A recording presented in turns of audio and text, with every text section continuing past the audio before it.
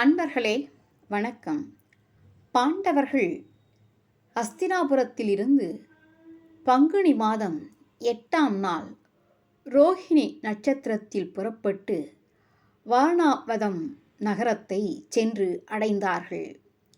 பாண்டவர்கள் தங்கள் நகரம் வருகின்றனர் என்பதை அறிந்த வாரணாவத நகரத்து மக்கள் மிகுந்த மகிழ்ச்சி கொண்டனர்.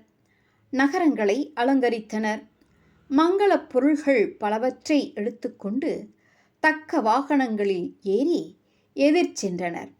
பாண்டவர்கள் வாழ்க, தர்மபுத்திரர் வாழ்க, பீமன் வாழ்க, அர்ஜுனன் வாழ்க, நகுல சகாதேவர்கள் வாழ்க, குந்தி மகாதேவி வாழ்க என்ற வாழ்த்தொளி எங்கும் கேட்டது. எதிர் வந்த அந்த மக்கள் பாண்டவர்களை சூழ்ந்து கொண்டனர். மக்களால் சூழப்பட்ட தர்மபுத்திரர் தேவர்களால் சூழப்பட்ட இந்திரன் போன்று பிரகாசித்தார். பின்னர் தக்க மரியாதை செய்து பாண்டவர்களை அந்த மக்கள் தம் நகரத்திற்கு அழைத்துச் சென்றனர். அலங்கரிக்கப்பட்ட அந்த அழகிய நகரத்திற்குள் சென்றவுடன் அந்தணர், வணிக, வேளாளர், சூத்திரர் போன்றோரின் வீடுகளுக்கும் அதிகாரிகளின் வீடுகளுக்கும் சென்றனர். பின்னர் நகரை சுற்றி பார்த்து கொண்டு தாம் வசிக்க வேண்டிய மாளிகைக்கு செல்வதற்காக அவர்கள் முடிவு செய்து ஒவ்வொரு இடமாக சுற்றி பார்த்து கொண்டே வந்தார்கள். அதற்குள் என்ன நடந்தது தெரியுமா? பாண்டுராஜன் இறக்கும்போது தர்மராஜனுக்கு 9 வயது. மற்ற தம்பிமார்கள் ஒவ்வொரு வருஷம் குறைந்தவர்கள். அஸ்தினாபுரத்திலிருந்து வாரணாவதத்திற்கு போனபோது தருமபுத்திரனுக்கு வயது 13. இதற்கு மேல் நடந்தது என்ன? தெரிந்து கொள்வோம் அன்பர்களே, கேளுங்கள். துரியோதனன், சகுனி, கர்ணன், துச்சாதனன் இவர்களோடு ஆலோசித்து அரக்கு மாளிகை கட்ட தீர்மானித்தான். சொர்க்கலோகத்தில் இருக்கும் மயன் என்னும் தெய்வத்தச்சனுக்கு ஒப்பான கனகன் என்னும் பெயர் கொண்டு தன் அரசில் இருந்த சிற்ப சாஸ்திரியை அழைத்தான். அரக்கு மாளிகை ஒன்றை கட்டும்படி நல்ல வார்த்தைகளால் அவனை ஒப்புக்கொள்ளும்படி செய்தான். அவனை வாரணாவதத்திற்கு அனுப்பினான். அதற்கு வேண்டிய சாமான்கள் இரகசியமாக அனுப்பி வெளிப்படையில் பெரிய அரண்மனை கட்டுவதாக காட்டிக்கொண்டான். புரோச்சனனுக்கும் மகிழ்வு உண்டாக அடிக்கடி அநேக திரவிய ஆபரணங்களை கொடுத்தான். விரைவில் முடிக்கும்படியாக அந்த சிற்பிக்கும் நல்ல வார்த்தை சொல்லி அனுப்பினான்.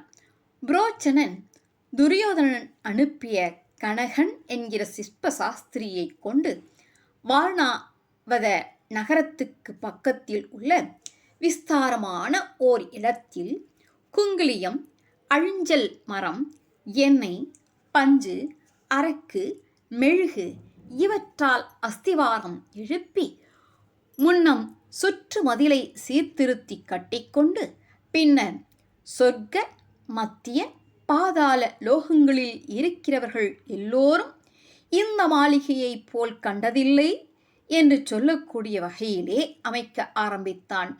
உட்புறத்தில் சமையல் கட்டு, படுக்கை வீடு, சபா மண்டபம், தென்றல் சாலை, போஜனச்சாலை, திருமஞ்சனச்சாலை, ஆடலரங்கு, வித்வசபை, வேற்றரசர் சபை, சிங்கார மண்டபம், உளவியல் மண்டபம் போன்றவற்றை அவன் அமைத்தான். பொன் மயமாகவும் முத்து, பவளம், பச்சை முதலிய நவமணி மயமாகவும் ஆங்காங்கு விசித்திர வேலை செய்தான். 3.25 நாழிகைக்குள் வளைந்த மதில் முதலிய உட்புறம் அனைத்தும் வெந்து நீராகும்படி அம்மாளிகைக்கு அக்னி மூலையில் சரவத்தி வைத்து நாற்புறமும் குபீர் என்று பற்ற மருந்துகள் நிறைத்து எல்லா வேலையையும் தன் அரசபுத்திரனாகிய துரியோதனன் கூறிய இதமான வார்த்தைகளுக்கு இணங்கி அந்த சிற்ப சாஸ்திரி செய்தான்.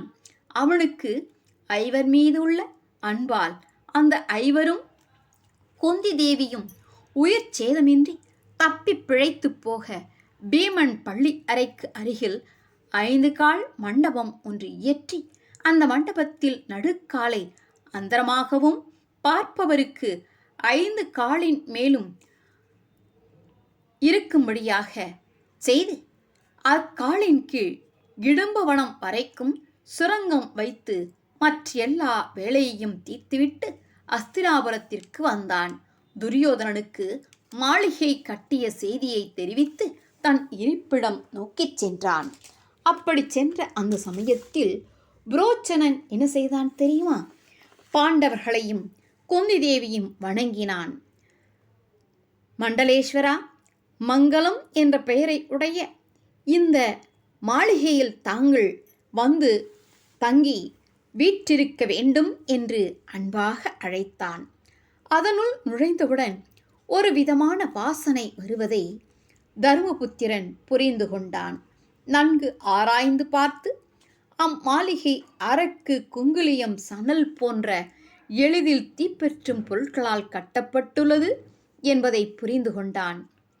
எனவே அவன் பீமனை பார்த்து தன் பின்னால் வருமாறு கோரினான். அண்ணா, எதற்காக அண்ணா என்னை தனியாக அழைக்கிறீர்கள் என்று பீமன் கேட்க, பீமா, நான் சொல்வதை கவனமாக கேள் என்று தருமபுத்திரன் கூற ஆரம்பித்தான். இந்த அரண்மனை எளிதில் தீப்பிடித்து கொள்ளும் பொருள்களைக் கொண்டு கட்டப்பட்டுள்ளது. சணல், குங்குலியம், அழிஞ்சில் மரம், அரக்கு போன்றவற்றை நெய்யில் தோய்த்து கட்டியிருக்கின்றனர். அத்துடன் இந்த அரண்மனையைச் சுற்றி பருத்தி, வீழல், புல், மூங்கில் மரம், பாய் போன்ற பொருள்கள் போடப்பட்டுள்ளன. துரியோதனனுக்கு நம்பிக்கையான தேர்ந்த வேலைக்காரர்கள் இதனை கட்டியுள்ளனர். பாவியான புரோச்சனன் நம்மை உள்ளே வைத்து தீயிட்டு கொன்றுவிட திட்டமிட்டுள்ளான். இவன் துரியோதனன் என்னப்படி நடப்பவன். இந்த ஆபத்தை விதுரர் முன்னமேயே அறிந்து வைத்திருக்கின்றார். எனக்கு முன்னெச்சரிக்கை செய்து அனுப்பியுள்ளார். எனவே நாம் எச்சரிக்கையுடன் இருக்க வேண்டும் என்றான். இதை கேட்டவுடன் பீமசேனன் மிகவும் அதிர்ந்தான். அண்ணா, என்ன சொல்கிறீர்கள்? எப்படி இது நடக்கும்? நான் விடமாட்டேன் இதற்கெல்லாம். இந்த அரண்மனை எளிதில் தீப்பிடித்து கொள்ளும் வகையில் கட்டப்பட்டுள்ளது என்று தெரிந்து கொண்டு விட்டேன். ஆகையினால் நாம் முன்பு வசித்த வீட்டிற்கே சென்று விடலாம். அதுவே நமக்கு நன்மை பயக்கும். வாருங்கள் அண்ணா என்று அழைத்தான். ஆனால் தருமபுத்திரன் ஒரு சிறிதும் அந்த இடத்தை விட்டு அகலாமல் நின்று நிதானமாக பேசினான். தம்பி, புரோச்சனன் மிக தீய எண்ணம் உடையவன். அவன் உலக நிந்தனைக்காகவது பழி பாவத்திற்காகவது பயப்படுபவன் இல்லை, கொடியவன். அதனால் கொடிய துரியோதனன் என்னப்படி நம்மை கொல்லும் பொருட்டு இங்கு வந்துள்ளான். நமக்கு விஷயம் தெரிந்துவிட்டது என்பதை புரோச்சனன் உணர்ந்து கொள்வான் என்றால் நம்மை பலாத்காரமாக கொன்று விடுவான். அதனால் இங்கேயே தங்கியிருந்து கொண்டு தப்புகிற வழியை பார்க்க வேண்டும். நாம் இங்கு இறந்து போன பின் பிதாமக போன்றோர் கோபப்படலாம். ஆனால் அதனால் என்ன பிரயோஜனம்? நம் மாளிகை கொளுத்தப்படுவதற்கு முன் இங்கிருந்து நாம் ஓடிவிட்டால் துரியோதனன் தம் நம்பிக்கைக்குரிய வீரர்களை கொண்டு நம்மை கொன்று விடுவான். அதனால் நமக்கு ஆபத்து அதிகரிக்கும். நமக்கு தற்போது நாடு இல்லை, அவனிடம் நாடு இருக்கிறது. எனவே அவனுக்கு துணை புரிய பலர் இருக்கிறார்கள். அவனிடம் பொருள் செல்வம் உள்ளது. அதனை கொண்டு ஏதேனும் உபாயத்தின் மூலம் அவன் நம்மை கொன்று விடுவான். ஆகவே நாம் இந்த புரோச்சனனையும் துரியோதனனையும் ஏமாற்ற வேண்டும். இவர்களுக்கு தெரியாமல் நாம் சில காலம் மறைந்து வாழ வேண்டும். காட்டில் வாழ்வோம். இம்மாளிகையில் இருந்து வெளியில் செல்ல ஒரு சுரங்க வழி அமைப்போம். அதன் மூலம் இம்மாளிகை கொளுத்தப்படும் போது தப்பிவிடுவோம். துரியோதனன் நாம் இறந்து போய்விட்டதாக கருத வேண்டும். எனவே நாட்டு மக்களும் மற்றவர்களும் அறியாதபடி சுரங்க வழியினை அமைக்க வேண்டும். அதை மிகவும் எச்சரிக்கையுடன் செய்ய வேண்டும். என்ன, நான் சொல்வதெல்லாம் உனக்கு புரிந்ததா என்று பீமனை பார்த்து தருமபுத்திரன் கேட்டான். அன்பர்களே, வணக்கம். தொடர்ந்து கேளுங்கள். நன்றி.